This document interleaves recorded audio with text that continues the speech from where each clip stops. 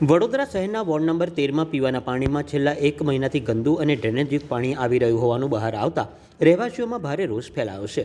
શહેરના ખંડેરાવ માર્કેટ વિસ્તારમાં હિંમત ભવન વિસ્તારમાં આશરે 100 જેટલા મકાનોમાં કાળું, દુર્ગંધયુક્ત અને ગટર મિશ્રિત પાણી આવતા લોકો ત્રાહિમામ પોકારી ઉઠ્યા છે। સ્થાનિકોના મતે કોર્પોરેશનને અનેકવાર ઓનલાઈન તેમજ લેખિત રજૂઆત કરવામાં આવી, છતાં સમસ્યાનું સમાધાન લાવવામાં આવ્યું નથી। પરિણામે રહેવાસીઓને પીવા માટે મિનરલ વોટર ખરીદવાની ફરજ પડી છે। રહીશોએ ચીમકી ઉચ્ચારી છે કે જો સમસ્યા તાત્કાલિક હલ કરવામાં નહીં આવે તો તેઓ આંદોલન સાથે કોર્પોરેશનના ચૂંટણીની બહિષ્કાર કરવાની તૈયારી છે।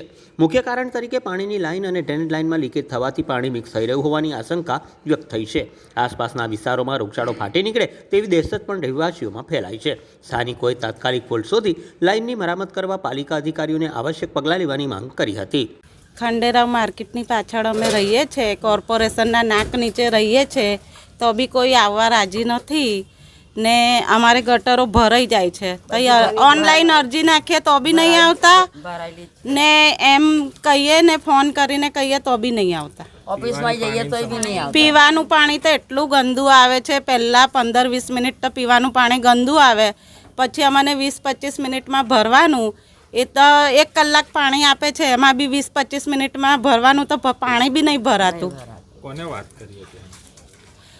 અમે જાગૃતિબેનને બી વાત કરીએ છીએ ને આમ કરીએ, ફરિયાદ નોંધાવીએ છીએ, ફરિયાદ તો આપીએ છીએ, ઓનલાઈન ફરિયાદ આપીએ છીએ, પણ કોઈ જોવા જ નથી આવતું। પછી આખરે અમે જે દીપકભાઈ છે ને એમને કીધું છે, હવે તો એ તો આવ્યા છે, એ 2 દિવસથી ધક્કા ખાય છે અમારી માટે। આ વિસ્તારમાં કોંગ્રેસના કાઉન્સિલર છે ને ભાજપના છે, તો કોઈ કામમાં નહીં આવતું? ના, કોઈ નહીં આવે, ખાલી વોટ હોય તો આવે, વોટ હોય તો બધા આવે। હા, એટલે એ બી આમ આવે, પણ હમણાં આ ફેરી તો એ બી નહીં આવતા। ઇલેક્શન આવે છે, પાણી ખરાબ છે, સમસ્યા તો ઊભી જ છે, કોઈ કાઉન્સિલર નહીં આવતો, શું કહેશો એના માટે? વોટ અમે કોઈને હવે આપવાના જ નથી।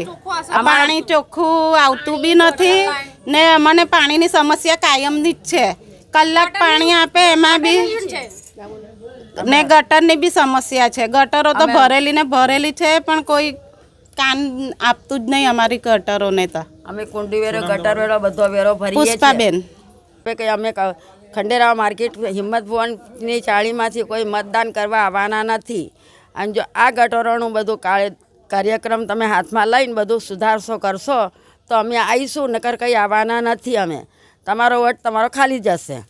શું નામ તમારું? લક્ષ્મીબેન વાનખડે। વિચાર કરો, કોર્પોરેશનની નાક નીચે આ બધું થઈ રહ્યું છે। કોર્પોરેશન મોટી મોટી વાતો કરે છે, અહીંના સ્થાનિક કોર્પોરેટરો મોટી મોટી વાતો કરે છે, બરાબર? પણ તમે જુઓ દીવા તળે અંધારું કહેવાય, આ એનું ઉદાહરણ છે કે લોકોને પીવાનું પાણી નથી મળી રહ્યું ચોખ્ખું। ગટર અને લાઇન જે પાણીની સાથે જ છે, જોડે જ છે, જેનાથી આખી ગટરની લાઇન તૂટેલી છે, પાણી અંદર મિક્સ થઈ રહ્યું છે। તમે પાણી જુઓ, વાસ મારી રહ્યું છે પાણી, પણ અહીંના સ્થાનિક જે કોર્પોરેટર છે સત્તાધારી પક્ષના, એમને કોઈ જ પડી નથી કે લોકો જીવે કે મરે। જ્યારે વોટ આવશે ત્યારે માટે વોટ લેવા માટે બધા જ અહીંયા હાજર થઈ જશે। રહીશોએ કાઉન્સિલર કે વોર્ડ ઓફિસમાં રજૂઆત કરી છે, કોઈ હજુ જોવા નહીં આવતું?